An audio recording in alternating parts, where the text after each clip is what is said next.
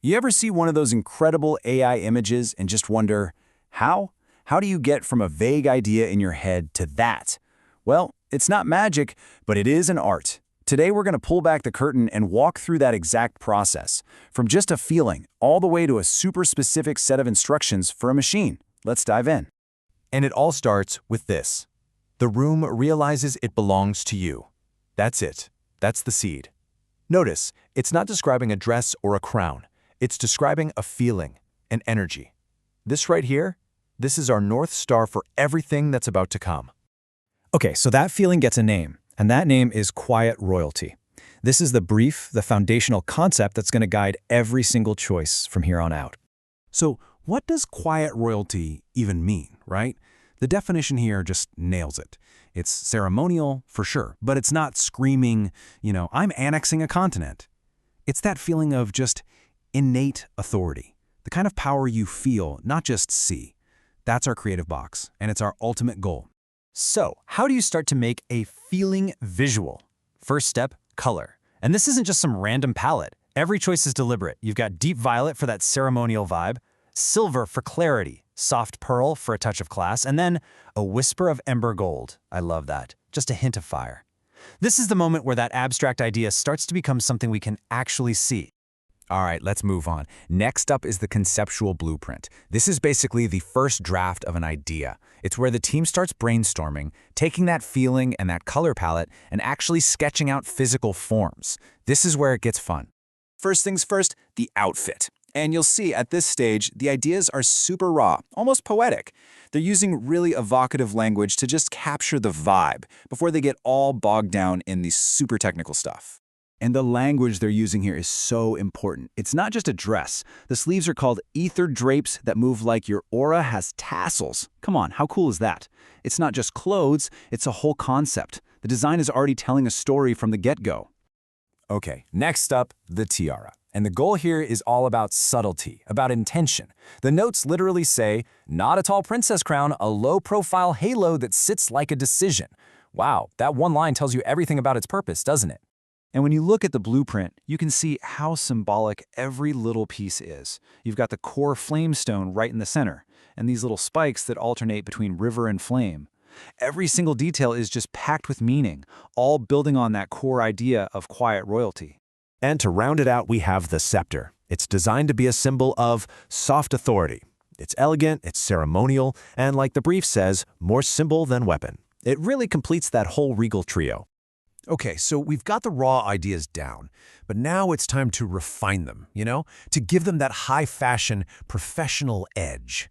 This phase is called the editorial elevation. It's all about adding audacity, but also discipline, to really sharpen the whole concept. And this quote? Limited edition, not limited power. It just perfectly captures the vibe of this stage.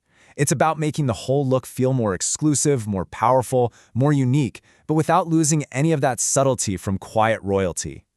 And you can really see that evolution right here on this slide. The comet tail over skirt, it becomes a sleek liquid train. Those poetic aether drapes, they get swapped out for structured micro shoulder pads. And that simple motif on the chest, it expands into a full-on braided diamond corset seam. Every single element is getting more defined, more architectural, basically more couture. The tiara gets an upgrade too. It's actually a pretty small change, but it has this huge impact on how the piece looks and feels, especially for what it's ultimately for, being photographed.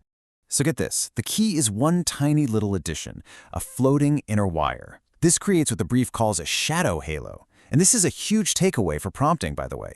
A single clever phrase can add a detail that completely changes an object for the camera. It's a tiny change in language, but it adds so much visual depth. It makes it photograph like, as the notes say, a crown and a concept. Genius.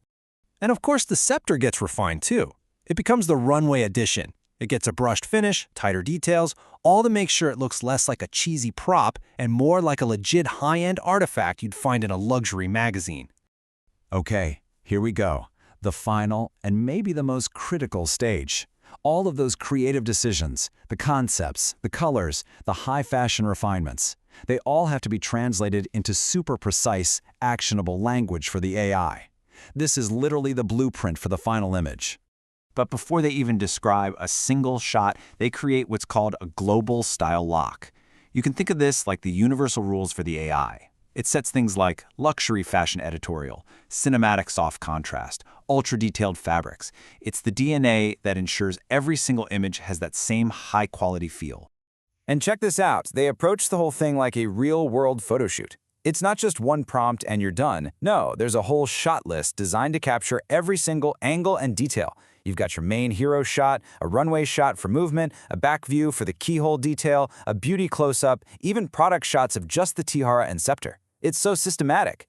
And just listen to a piece of the final prompt for that hero shot. The level of detail is insane.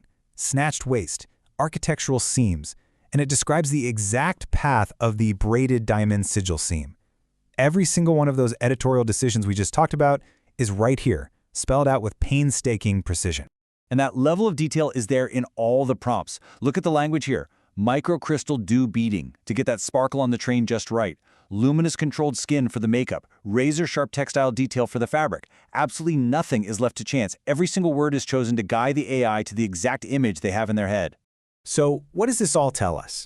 We've basically followed this journey from a vague feeling all the way to a super detailed command. What we're really looking at is a completely modern creative process. I mean, just think about that for a second. This whole intricate visual world was born from just 2 words, quiet royalty. And it was all brought to life through a 150-word command for a machine. That is a wild fusion of abstract art direction and super precise technical language. Which, leaves us with a pretty fascinating question to chew on. In this new age of AI, where your words are the direct interface to a visual result, is the prompt the new paintbrush? Is the art of crafting that perfect sentence the modern way of painting a masterpiece?